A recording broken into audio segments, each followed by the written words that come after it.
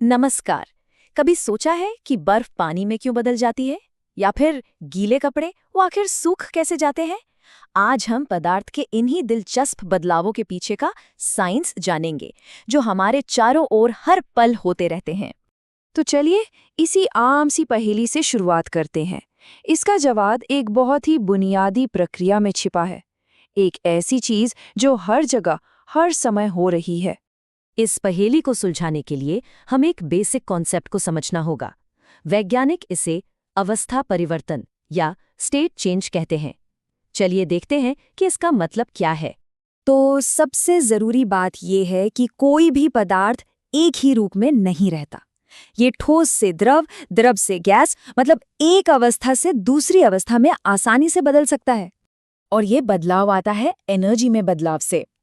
आमतौर पर जब हम तापमान बदलते हैं, यानी किसी चीज को गर्म या ठंडा करते हैं, तो उसकी अवस्था भी बदल जाती है। ठीक है, अब जब हम मूल बातें समझ गए हैं, तो चलिए सबसे जाने पहचाने बदलावों को देखते हैं। पिघलना और जमना, यानी ठोस और द्रव के बीच का सफर। सबसे पहले है पिघलना, यानी मेल्टिंग। ये एक ऐसी प्रक्रिया है जिसे हम रोज ही देखते हैं, जैसे जब बर्फ पानी बन जाती है या मोमबत्ती का मोम पिघलने लगता है। लेकिन सवाल ये है कि ऐसा होता क्यों है? देखिए, जब हम किसी ठोस को गर्म करते हैं तो उसके कणों को एनर्जी मिलती है। वो तेजी से वाइब्रेट करने लगते हैं, अपनी जगह से हिल जाते हैं और बस वो ठोस स्ट्रक्चर टूटकर द्रव बन जाता है। और इसका ठीक उल्टा भी उतना ही आम है। हम इसे जमना या फ्रीजिंग कहते हैं। ये पिघलने का एकदम ऑपोजिट है। जब कोई द्रव ठंडा होता है तो उसके कण अपनी एनर्जी खो देते हैं, धीमे हो जाते हैं और एक ठोस स्ट्रक्चर में बंध जाते हैं। तो मतलब पूरा फर्क साफ है ना? पिघलने में कणों को एनर्जी मिलती है, जबकि जमने में वो एनर्जी खो देते हैं। बस सारा खेल इसी एनर्जी के आने जाने का है। तो द्रव और ठोस की कहानी तो समझ आ गई। चलिए अब आगे बढ़ते हैं और देखते हैं कि जब कोई द्रव गैस में बदलता है या गैस वापस द्रव बनती है, तब क्या होता है। यहाँ एक बहुत जरूरी बात समझनी होगी। कोई भी द्रव दो तरीकों से गैस बन सकता है। एक है वाष्पीकरण यानी एवेपोरेशन और दूसरा है उबलना यानी बॉइलिंग। दोनों में बड़ा फर्क है। और यहीं पर हमें हमारे शुरुआती सवाल का जवाब मिलता है। गीले कपड़े इसलिए सूखते हैं क्योंकि पानी बिना उबाले भी वाष्पीकरण के जरिए उड़ जाता है।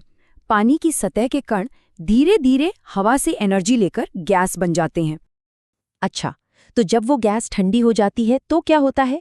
तब इसकी उल्टी प्रक्रिया शुरू होती है, जिसे हम कहते हैं संघनन या कंडेंसेशन। अरे ये तो हम लगातार देखते हैं। ठंडे ग्लास के बाहर जो पानी की बूंदें आ जाती हैं या केतली से निकली भाप का वापस पानी बनना, ये सब कंडेंसेशन ही तो है। अब हमारी आखिरी जोड़ी की बारी है, जो हमें एक और भी असामान्य और कह सकते हैं लगभग जादुई बदलाव की ओर ले जाती है। यह है ठोस और गैस के बीच का सीधा सफर। ये है ऊर्ध्वपातन या सब्लिमेशन। इसमें कोई पदार्थ ठोस से सीधा गैस में बदल जाता है, बीच में लिक्विड बनता ही नहीं।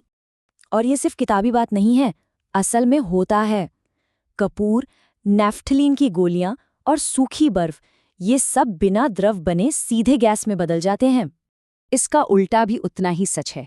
एक गैस सीधा ठोस में बदल सकती है और इस प्रक्रिया को हम कहते हैं निक्षेपण या डिपोजिशन। ठंडी सुबह में जो पाला जमता है ना, या बादलों में जो बर्फ के खूबसूरत क्रिस्टल्स बनते हैं, उसके पीछे का राज यही प्रक्रिया है। तो हमने देखा कि बर्फ के पिघलने से लेकर पाला जमने तक इन सभी बदलावों के पीछे एक ही ताकत काम कर रही है, एनर्जी। जब कण एनर्जी पाते हैं तो वे आज़ाद हो जाते हैं, और जब वे एनर्जी खोते हैं तो वे एक साथ बंध जाते हैं। तो अब एक आखिरी सवाल उठता है। हमने तापमान का असर तो देख लिया, लेकिन क्या दबाव जैसी कोई और ताकत भी पदार्थ की अवस्था को इसी तरह बदल सकती है? इसके बारे में सोचिएगा जरूर।